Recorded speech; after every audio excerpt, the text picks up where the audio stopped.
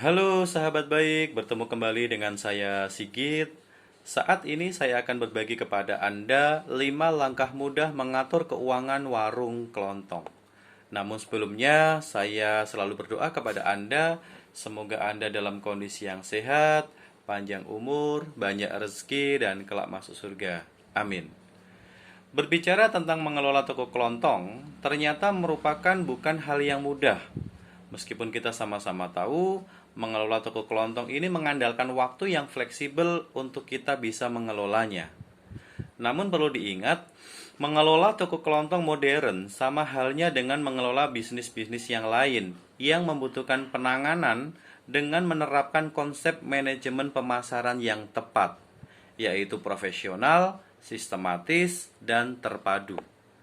Persaingan minimarket dan toko kelontong saat ini yang kian sengit tentu membutuhkan strategi dan langkah-langkah jitu dan juga kehati-hatian serta kejelian terhadap kesalahan-kesalahan yang tidak boleh kita lakukan.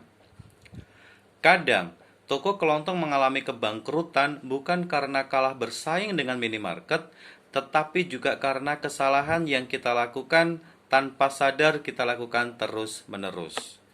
Nah, dalam video kali ini saya akan berbagi bagaimana 5 langkah mudah mengatur keuangan warung kelontong sehingga warung kelontong kita akan bisa berkembang dan bisa mendapatkan income yang sesuai dengan harapan kita.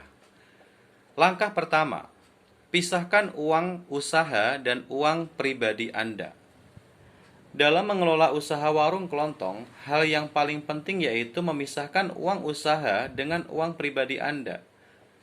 Meskipun ini terasa terdengar sepele, namun hal ini akan berdampak buruk pada keuangan usaha Anda.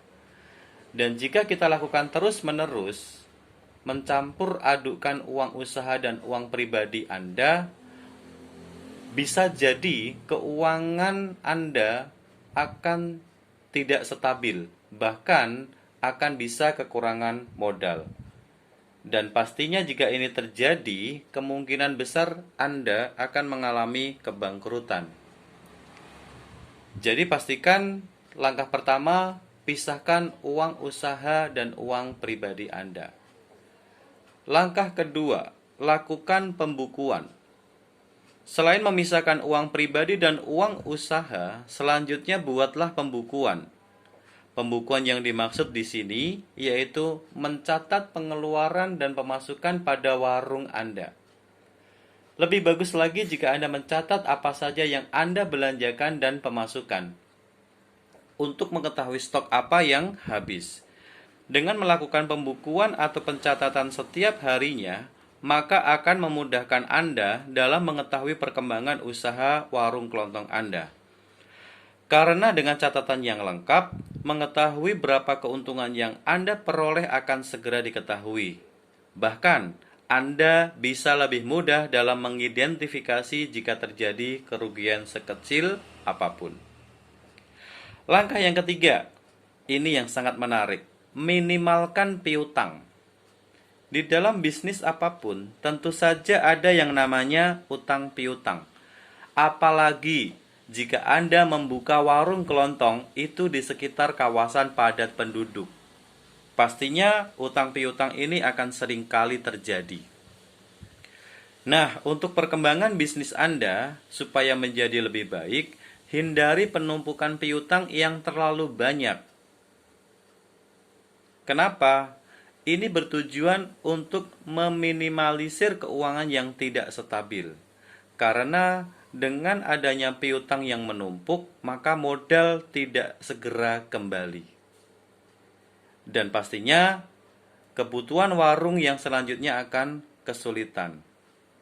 Sehingga minimalkan piutang, Anda harus tegas dalam hal ini. Batasi pelanggan-pelanggan Anda, batasi setiap pembeli hanya bisa hutang dalam jumlah tertentu saja, supaya keuangan Anda itu stabil. Yang keempat, hindari menumpuk banyak barang. Ini menjadi satu hal yang tidak kalah penting dalam mengatur keuangan warung kelontong Anda, yaitu jangan menumpuk barang terlalu banyak. Maksudnya, jangan menumpuk barang yang sama dalam jumlah yang banyak. Jika Anda menghiraukan hal ini, kemungkinan besar Anda akan bisa mengalami kerugian. Karena jika Anda menumpuk terlalu banyak barang dengan jenis yang sama, bisa memungkinkan barang tersebut tidak cepat habis. Yang kelima, perhatikan mutu produk. Nah, ini juga sangat penting. Karena kita sama-sama tahu, warung kelontong ini juga bisnis pelayanan, bisnis mutu. Sehingga mutu produk menjadi sangat mutlak kita perlukan. Kita perhatikan produk-produk jangan sampai kadaluarsa. Dan pastikan juga barang-barang kita ini disimpan sesuai dengan saran penyimpanan. Jangan sampai kita asal menyimpan produk kita, disimpan yang tidak sesuai dengan saran penyimpanan, maka akan bisa menurunkan mutu produk tersebut.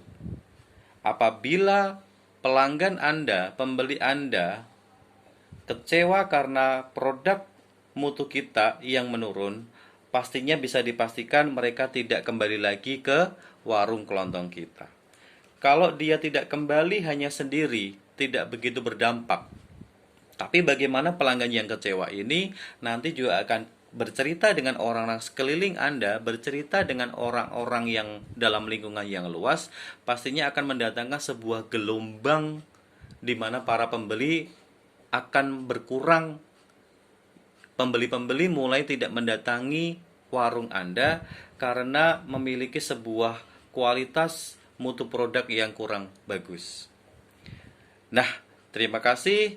5 langkah mudah mengatur keuangan warung kelontong. Sedikit video dari saya ini semoga bermanfaat bagi Anda dan bagi saya. Terima kasih dan wassalamualaikum warahmatullahi wabarakatuh.